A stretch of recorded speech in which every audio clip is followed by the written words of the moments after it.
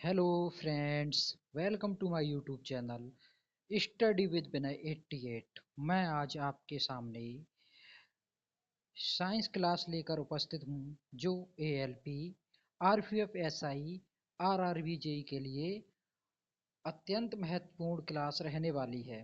मैं इससे पहले एक क्लास वर्क की करा चुका हूँ। आज मैं एनर्जी के बारे में बात करूँगा। तो चलिए दोस्तों, वीडियो को स्टार्ट करते हैं। आप सबसे पहले तो हमारे चैनल को सब्सक्राइब कर दें, वीडियो को लाइक कर दें और अपने दोस्तों के साथ शेयर कर दें। चलिए फिर जानते हैं हम एनर्जी यानी कि ऊर्जा क्या होती है। कार्य करने की क्षमता को ऊर्जा कहते हैं, यानी कि हम जिस क्षमता से कार्य करते हैं वह क्षमता ऊर्जा कहलाती है।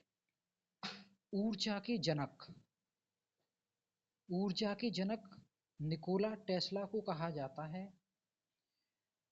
सूर्य पृथ्वी पर ऊर्जा का सबसे बड़ा स्रोत है। ठीक है, पृथ्वी पर जो ऊर्जा का सबसे बड़ा स्रोत है वो कौन है? सूर्य है। ऊर्जा एक अदिश राशि है। इसका मात्रक जूल होता है। इसकी विमा ml/T-2 होती है। आगे देखते हैं ऊर्जा संरक्षण का नियम।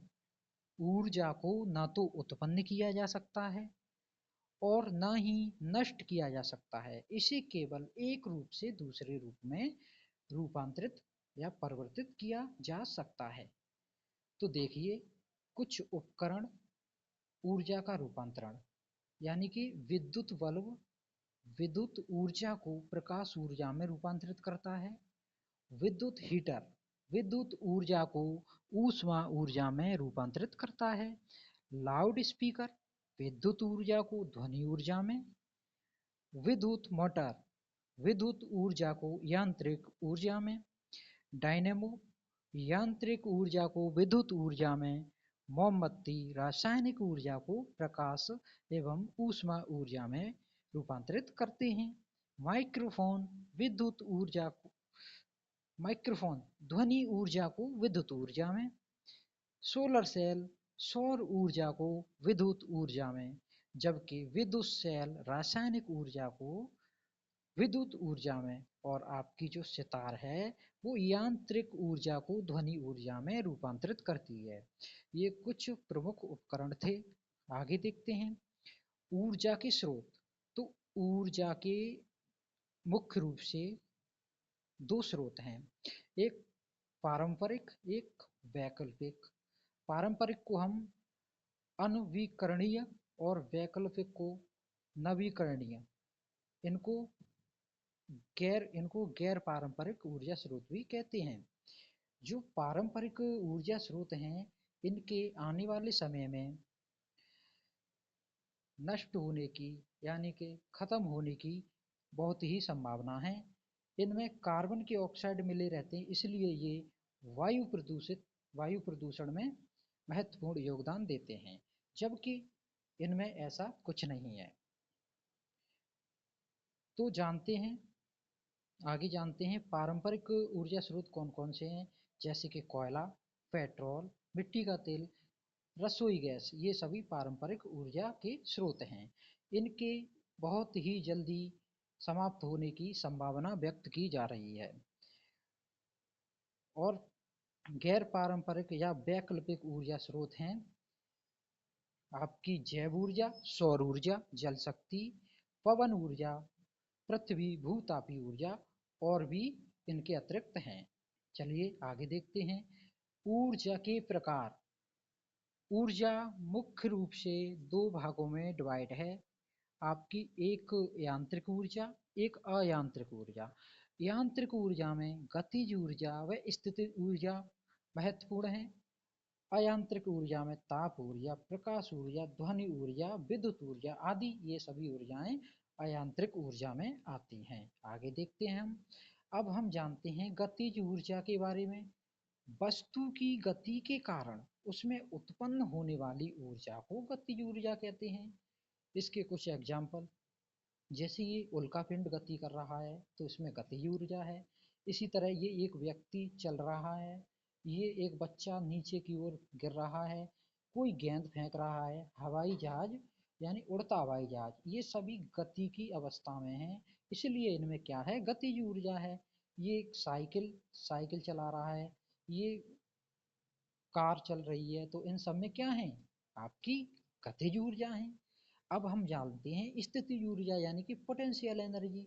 वस्तु की स्थिति के कारण उसमें उत्पन्न होने वाली ऊर्जा को हम पोटेंशियल एनर्जी कहते हैं। यानी कि वस्तु की जो स्थिति है वो स्थिर है, तो उसमें क्या है, पोटेंशियल एनर्जी। जैसे कि बांध बनाकर इकट्ठा किए गए पानी की ऊर्जा, घड़ी की चाबी में संचित ऊर्जा, तनी हुई स्प्रिंग या कमानी की ऊर्जा, इन सब में आपकी पोटेंशियल एनर्जी होती है।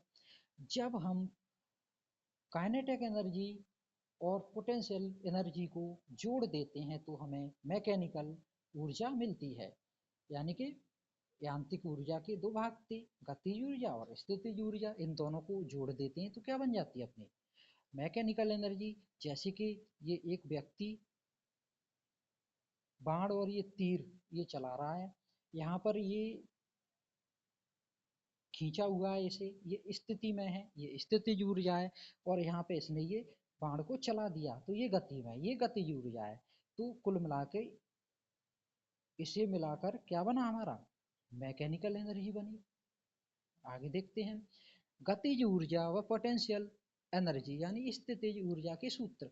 इसका सूत्र है गतिज ऊर्जा का K बराबर हाफ एम बी स्क्वायर, इसका P बराबर एम जी एच। आगे देखते हैं, जैसे अब गतिज ऊर्जा है, इससे एक फॉर्मूला और बनाया जा सकता है। इसका क्या होता है, गतिज ऊर्जा का हाफ एम बी स्क्वायर। अब हम इसमें ऊपर m का गुणा नीचे m का भाग करेंगे तो हमारा क्या बनेगा, 1/2 m का गुणा m से, तो m स्क्वायर b स्क्वायर है ये, और नीचे m। हम P बराबर एम बी संवेग बराबर जानते हैं, तो हम एम बी की जगह, इस जगह एम बी की जगह पे क्या रख देंगे, P। तो ये P स्क्वायर और नीचे 2m, तो एक काइनेटिक एनर्जी बराबर क्या आ गया, P स्क्वायर अपन 2m। ये भी महत्वपूर्ण फॉर्मूला है। अब इससे रिलेटेड हम कुछ क्वेश्चंस देखते हैं। एक दौड़ प्रतियोगिता में 50 किलोग्राम वजन वाला एक धावक 5 मीटर पर सेकंड की गति से दौड़ रहा है। धावक की गतिज ऊर्जा ज्ञात कीजिए। तो हम गतिज ऊर्जा बराबर हम फॉर्मूला जानते हैं, क्या जानते हैं हम, गतिज ऊर्जा बराबर हम फॉर्मूला जानते हैं अपना, काइनेटिक एनर्जी बराबर हाफ एम बी स्क्वायर। क्या होता है, हाफ एम बी स्क्वायर। तो हमें इसमें काइनेटिक एनर्जी पूछी है, 1/2 एम की वैल्यू कितनी दी है, इसमें 50 दी है, ये दी है 50, और बी की वैल्यू हमें 5 दी है। तो बी की जगह 5 को रखेंगे तो बी स्क्वायर, तो इसका क्या हो गया, 25 हो गया अपना, क्या हो गया 25। इससे ये कितनी बार कट गया, 25 बार, 25 का गुणा हमने 25 में किया तो 625 जूल। ये क्या आ गया, अपना आंसर आ गया। आगे देखते हैं, अब ये स्थितिज ऊर्जा पे ले लेते हैं एक क्वेश्चन। इसमें क्या दिया है, 50 किलोग्राम द्रव्यमान वाली एक पानी की टंकी 10 मीटर की ऊंचाई पर रखी है। टंकी की पोटेंशियल एनर्जी की गणना कीजिए।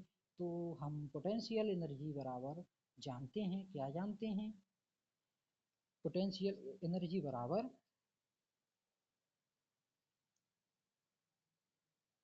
M G H. ठीक है, तो m की वैल्यू दी है 50, यहाँ 50 रखेंगे। g की वैल्यू 9.8 होती है, हम यहाँ पे लगभग 10 रख लेते हैं, सवाल में दिया होता है। और h की वैल्यू 10, तो हमारा इन सब का गुणा करेंगे तो कितना आ जाएगा, 5000। ये हमारा इसका आंसर है। तो इसी से रिलेटेड और भी क्वेश्चन है। जो पोटेंशियल एनर्जी है वो हाइट पर डिपेंड करती है। ठीक है, हाइट की क्या होती है, समानुपाती होती है। जितनी ज़्यादा हाइट होगी उसमें उतनी ज़्यादा पोटेंशियल एनर्जी होगी। ठीक है, तो ये किस पर निर्भर करती है, हाइट पे। और आपकी जो काइनेटिक एनर्जी है वो आपकी किस पे निर्भर करती है, मास और वेलोसिटी पे। तो ये चैप्टर मैं समझता हूँ आप अच्छे तरीके से समझ पाए होंगे, और मैं अगला चैप्टर लेकर जल्द ही हाजिर होऊंगा। तो आप सबसे पहले वीडियो को लाइक करें, चैनल को सब्सक्राइब करें, दोस्तों के साथ शेयर करें। थैंक यू दोस्तों।